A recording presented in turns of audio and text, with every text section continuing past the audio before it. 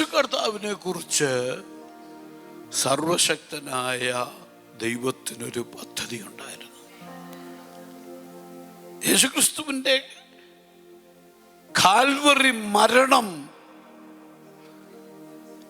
സർവശക്തനായ ദൈവത്തിൻ്റെ അനാദി നിർണയത്തിൽ ഉണ്ടായിരുന്ന പദ്ധതിയാണ്. മരത്തിൽ തൂങ്ങുന്നവനെല്ലാം ശപിക്കപ്പെട്ടവൻ എന്നുള്ള തിരുവെഴുത്ത് പോലെ മനുഷ്യവർഗത്തിൻ്റെ ശാപങ്ങളെ മുഴുവൻ മരക്കുരിശിൽ തൂങ്ങി മനുഷ്യവർഗത്തിനു വേണ്ടി യാഗമായി തീർന്ന് വീണ്ടെടുക്കണമെന്നുള്ള ദൈവത്തിൻ്റെ മഹത്തരമായ പദ്ധതി. ആമേൻ. അവിടെയാണ് ദുഷ്ടപിശാചിനെ സർവശക്തനായ ദൈവം അവൻ്റെ ആയുധവർഗം വെപ്പിക്കുന്നത്. Praise the Lord. അവിടെയാണ് അവന്റെ തല തകർക്കുന്നത്.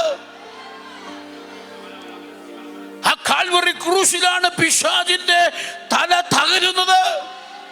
ആ കാൽവറി ക്രൂശിലാണ് മനുഷ്യവർഗത്തിന്റെ വീണ്ടെടുപ്പിരിക്കുന്നത്.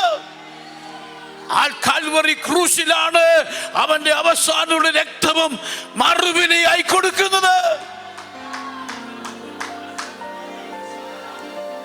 അത് സംഭവിക്കാതിരിക്കാൻ ക്രിസ്തുവിനെ നേരത്തെ കൊല്ലുവാൻ പിശാച് പദ്ധതിയിട്ടു. യഹൂദന്മാരെ കൊണ്ട് കല്ലെറിഞ്ഞു കൊല്ലിപ്പിക്കാൻ, ചതിച്ചു കൊല്ലാൻ ഒക്കെ പദ്ധതിയിട്ടു. എന്നാൽ ആ പദ്ധതികളൊന്നും യേശുവിൻ്റെ മേൽ നടപ്പായില്ല. എന്താ നടപ്പാകാത്തതെന്നറിയാമോ?